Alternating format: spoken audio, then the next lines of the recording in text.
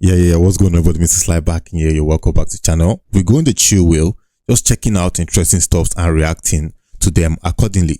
And oh, by the way, guys, my Sly vlog video channel is coming up soon. I'm going to put the link in the description. Please go and subscribe. That's going to be a different one, detailing my trips, travels, and everything else I share with you all. But then with that being said, let's get to the top for today. We're going to be looking at body count. Now, we all know as men that body count is an important thing. You can't lie to yourself. Now, to me, body count is not important, and on this channel, I've told men the reason why body count is not important. But today, we're going to be speaking to those men who body count matters to. And this is what we're saying. Do you want to know? Is somebody going to be telling us? I'm going to be reacting to it, a thread on Twitter. But do you want to know if a girl has high body count? Then these are the signs you should look out for. But before we get to that topic, do me a favor, man. Hit the like button, comment, and subscribe. I appreciate all of that you guys have been doing. And also join us on Patreon to support the channel, patreon.com/Mr. Sly. Let's get to the topic for today. It says, you want to know her body count, look in her eyes. If they lost a sparkle, it means she slept with too many men. Let's discuss a few crucial signs to identify women who sleep with many men. 2 million views on this, so this is not some random Twitter dude thinking he knows it all. It might be, but number one, she likes to speak about sex. If a girl likes to talk about sex, especially early on, it's a nasty red flag. Let me see. Now, this sounds obvious, but when a cute girl likes you and starts dropping those hints, you suddenly go blinded by your desire. So if she's shamelessly discussing sex, it's a clear sign she's been visiting Pound City in the past. Now, Mr. Sly, do you agree with this point of view? My answer is actually no. The fact that a girl likes to speak about sex too much doesn't actually mean she is some high body count girl. I will tell you something about some kind of girls who I've met over time. You see, some girls like that like to speak so much about, oh, you do this to me, oh, I'll do that to you. What do you think about this? The reason why they are doing that actually is not because they're trying to tell you they want to eat you right now. Most girls use that as a proposition to lead you to the financial slaughter altar. Most girls use those disgusting or those inciting, exciting talks to lead you to the financial slaughter altar. What am I saying? Now she's going to be telling us kind of sweet stuff over chatting. When you meet me, what are you going to do to me? Oh, I'm going to do this. You know, those kind of silly stuff, those childish stuff. Because why do we have to speak so much about sex? Why? You know? So when she's giving all those kind of nasty talks, your mind begins to open up. You begin to get blinded. Then she says, oh, something like this just happened. I need to do this. I need to pay for this. Nobody's going to tell you that you have to rush to go and quickly give her that money, even though you haven't had the sex yet. So she is speaking so much about sex. It's not actually a sign of her being of high body count. She could be leading you to the financial slaughter altar. Number two, flirting. Would you wife up a girl that flirts with other men? You wouldn't. The problem is that unlike the first sign, flirting is much sneakier. Now, this kind of ties into what I'm saying, because you could say the sexual talks classify as flirting, but then on the other hand, the sexual talk could just be about anything else. Number three, smoking and drinking. If a girl drinks or smokes, don't trust her because she's running from something, running from pain. They are trying to numb the pain they're not even aware of. Aside from that, if she smokes and overdrink, she clearly doesn't respect herself. Now, smoking and drinking in a girl as a sign of high body count, I can kind of key into that because most ladies don't get into smoking and drinking individually. They have to be influenced by most probably a guy from their ex who over time became the kind of guys she started dating. So shares of us, she's with Bolaji, and then the kind of guy who smokes, drinks, she does the same with him. Moves on to the next guy, Tejiri. Moves on to the next guy, Polaski. Moves on to the next guy like that. What happens is that pattern becomes a part of her, as well as the number of guys increasing becomes a part of her. So I agree with this point. Number four, not posting you on social media.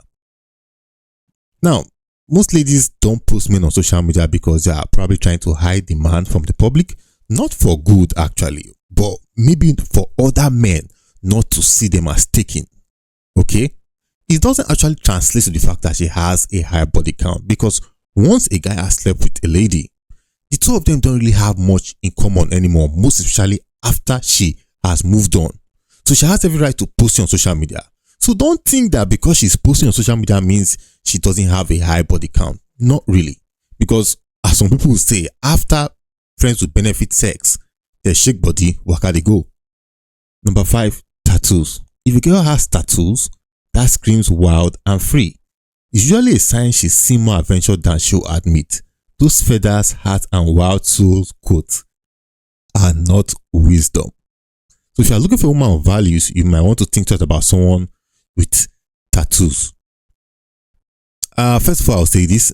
The African society, first of all, still perceives tattoos from a conservative point of view.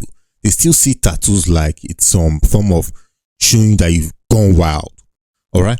But overseas, on the other hand, mothers and kids, or not kids per se, but young child, go together to go get tattooed like it's an everyday business.